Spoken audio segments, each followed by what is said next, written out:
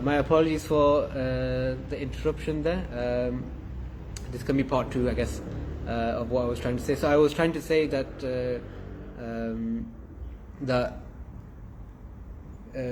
if you want to learn from the story of Luqman alayhi salam, it is also how a parent should treat their children as well, with love and respect as well, and mercy as well, and allow them to treat their children as they are.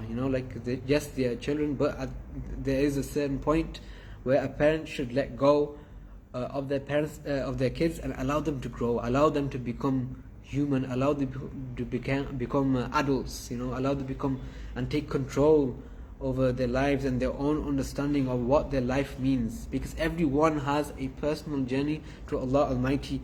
You cannot take your kids with you on your personal journey to Allah Almighty. You can help them, but they must take that journey to Allah Almighty themselves, right? And our duties as parents and teachers is to nurture goodness within them as a tool, right? It's a tool that we provide them, and with that tool they can now go and do something else. They can now go and make their own decisions. So this is very important to highlight, because I feel that when we talk about parents and children, it always seems to be one-sided, that the children should obey the parents and the parents just do whatever they want. That is not the case, and that shouldn't be the case. Just as much effort as the children must put in to looking after respecting the parents and looking after them and whatever else, the same applies to the parents towards their children as well. This is very, very important. And one of the few things from Luqman alayhi salam also, he mentions, he teaches the child of how to speak to people. Allah Almighty says in one example, do not turn your cheek in contempt toward people, and do not walk through the earth exultantly. Indeed, Allah Almighty does not like the one self-deluded and boastful. So Allah Almighty tells us to contemplate and give us the tools of how to go about our lives with other people and with ourselves as well. So he talks about learning how to speak to people, be gentle towards them, do not be arrogant and boastful and whatever else. Also, he talks about improving your manners and etiquettes in the way you speak to someone, in the way you approach someone, in the way you conduct yourself with someone. These are beautiful advice given to his son by Luqman alayhi salam. And this is what I want to sort of urge people to do, is try to find a deeper meaning within your life. We do not want to become like robots. Yes, we go to work, but contemplate why you go to work. Is it just because you want food on the table, because you want money? Or is it something more than that? Is it because Allah Almighty has given us the obligation and duty to look after our family? Or is it because you want to be someone who you want to be a representative of Allah Almighty, and you want to do your part in contributing to society? So allow yourself this, and throughout the Quran, Allah Almighty, not just in this juz, but throughout the rest of the Quran, Allah Almighty always talks about contemplation. For example, Allah says in the Quran, do they not contemplate the realms of the heavens and the earth and all that Allah has created? We talked about this. We talked about the different types of creation and what we can do for the animals in the environment. Allah Almighty again, He talks about the water on the earth. He talks about the crops on the earth. He talks about progression in life. Do they not contemplate concerning themselves? This is very, very clear and direct. Allah Almighty says for you to understand where you came from, who you are, who are you going to be, right? And this is not in terms of just physically, but also mentally and spiritually. Allah Almighty wants you to improve in all aspects, right? One other thing that we need to contemplate, for example, in Ramadan we tend to eat all these fried stuff, which is fine. All the pakora and samosa is our thing. We want to make these things and we want to give it to people, and we want to enjoy these things. But these things should be done in moderation, and you need to think about that at the end of the day, all these things adds up, right? it might be one samosa, two samosas, five samosas, I don't know how many you guys might eat. But at the end of the day, your body is a temple. Your body is a vessel. It's a spiritual vessel. It's a vessel that Allah Almighty has given you as an amana, as a trust, right? So contemplate on how you look after your body. Are you actually looking after your body? Are you eating correctly? Because at the end of the day, when we return to Allah Almighty, our bodies are going to be in the state that they are. Do you really want to face Allah Almighty and give Allah Almighty back the vessel that He gave for you to live on this earth unhealthy or with problems and issues? Or do you want to give back to Allah Almighty what He gave you temporarily in the best state that you can? Right? This is something to contemplate about. Allah also talks about the diversity of mankind, Allah, and from that we can learn many things, right? Allah also talks about the historical nations. Contemplate on these stories. What can we learn from them? How can we avoid issues that we are facing now through history? History is something that we learn from, and Allah also tells us, He gives us warnings if we do not use our contemplation, our intellect to reason and reflect. Allah mentions in other parts of the Quran, He mentions Allah brings disgrace on those who do not use their reason, and not in the sense that Allah Almighty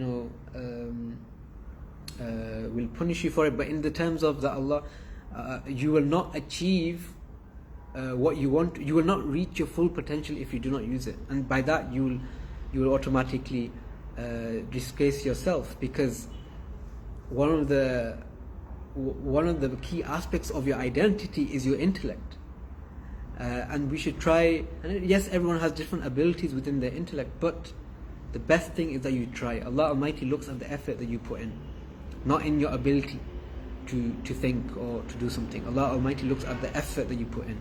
So when Allah tells you and warns you that you need to use your intellect, use and try to use your intellect as much as possible. And there are many benefits to contemplation, and I'm just gonna list them.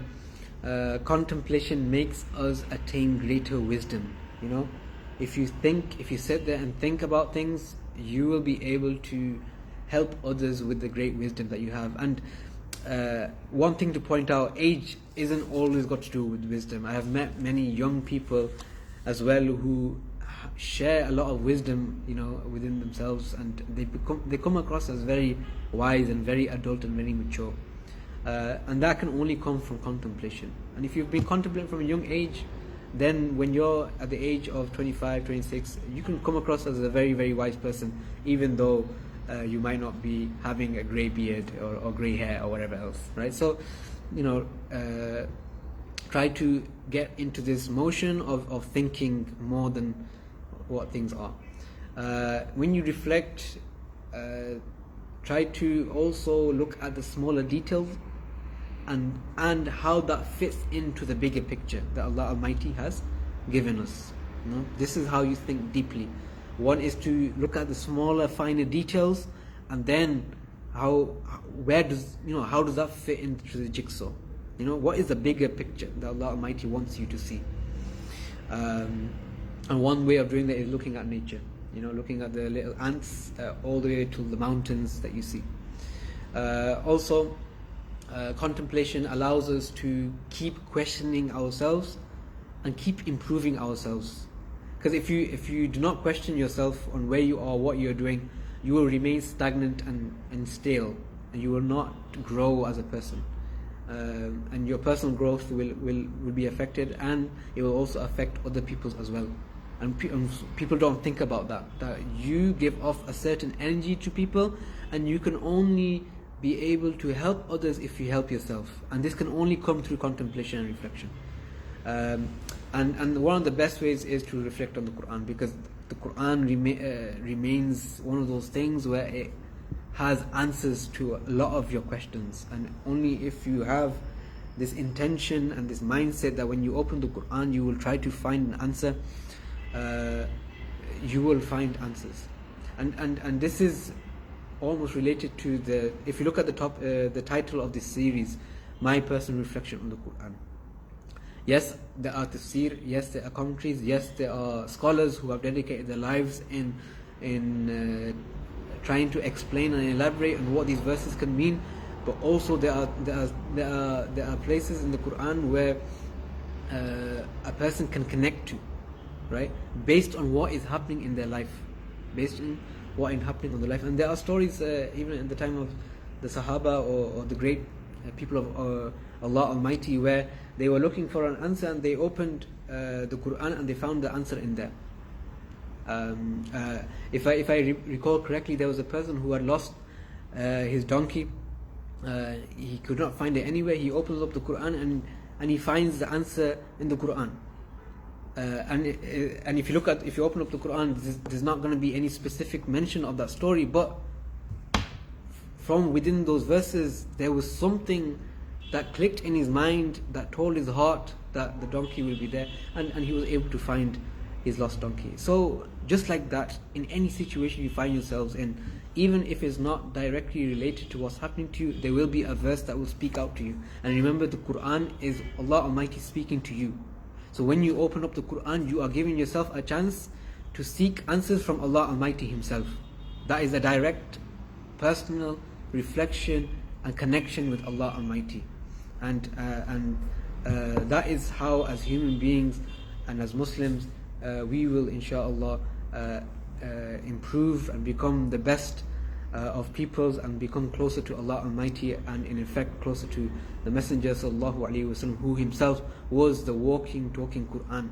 So if you actually contemplate on this, that the Prophet sallallahu alaihi wasallam was a walking, talking Quran, if you contemplate on the Prophet, you're actually contemplating on the Quran. If you contemplate on the Quran, you're actually contemplating on the Prophet sallallahu alaihi wasallam.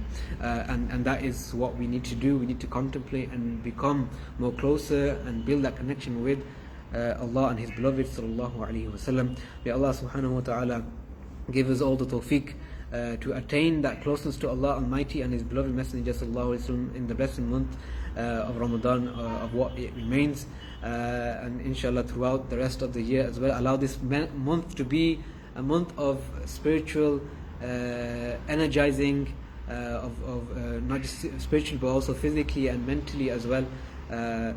Jazakallah for listening. This will be the last that you hear from me on this series. Inshallah, maybe in the future we can share some thoughts again.